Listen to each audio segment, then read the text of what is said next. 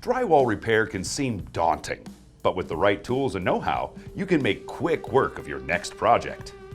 Start by measuring your space and making sure you have enough drywall sheets to cover the area. Cut the sheets to fit your space by using a T-square and utility knife to score the face of the drywall. Move to the other and bend or snap the sheet along your score mark. Using your utility knife again, cut the paper holding the two halves together. Smooth the rough edges along your cut with a drywall rasp. Set the drywall by screwing in each end of your sheet using a dimple screw bit. This bit makes a perfect dimple in the drywall that eliminates problems when sanding. Place your next screws at the top and bottom of each stud. Fill in the space vertically with a screw placed a foot apart.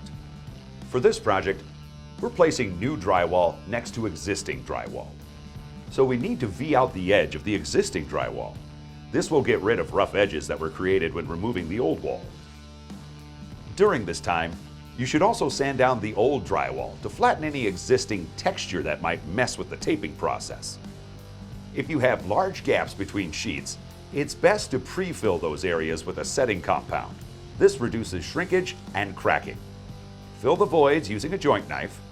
Be sure you don't leave any edges or existing residue, because when dried, the compound doesn't sand easily. To start taping, pre-fill your joints with all-purpose joint compound. Be sure to mix in a little water to allow the mud to spread easier. Place the mud along the joints with a joint knife and mud pan. Even out the compound and apply the tape.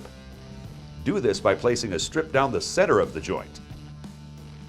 Embed the tape with a joint knife and place excess mud back onto your mud pan. Repeat this process until all joints are taped. For corners, it helps to cut a piece of drywall taped to your joint size and fold it in half along the manufacturer's perforation. By doing this, you ensure you have an even amount of tape on both sides.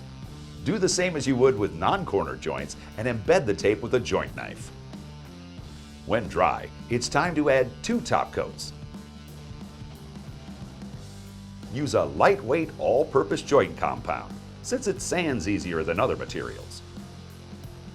It's best to add water to the mix to create a creamy texture that spreads easier. Once you have enough compound over the joint, take a taping knife, joint knife or trowel, and feather each edge of your newly applied compound. To feather the edge, start at the top and press the blade of your knife or trowel against the sheet and drag it across the edge. Repeat for the bottom edge. End by running your blade lightly down the center to remove excess compound. Repeat this process on all flat joints. For corner joints, pre-fill each side with a joint knife until they are evenly coated. Once you have an even coat, firmly run your corner trowel down the center. Lightly flatten any excess compound with a joint knife. Once your corner is finished, put a coat of compound over all other visible screws. After it's hardened, lightly scrape off any high areas. This makes applying the second top coat easier. Apply your second top coat just past the width of your first coat and over the screws as you did on your first top coat. Be sure to feather your edges and wait for it to dry. Use a sander to sand the joints and screw holes. Try not to remove too much or gouge the drywall. Following proper drywall compound application techniques will significantly reduce the amount of sanding required.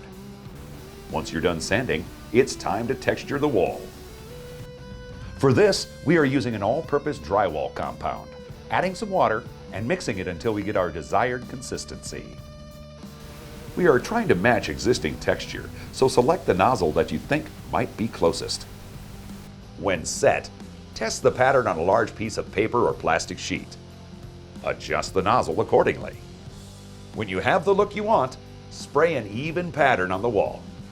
A single pass with your texture sprayer can make the pattern look striped, so it's best to overlap your strokes to hide your spray pattern. Since our repair area meets an existing wall, try to blend your texture into that area to make the repair look seamless. Once you've achieved the desired look, let the area dry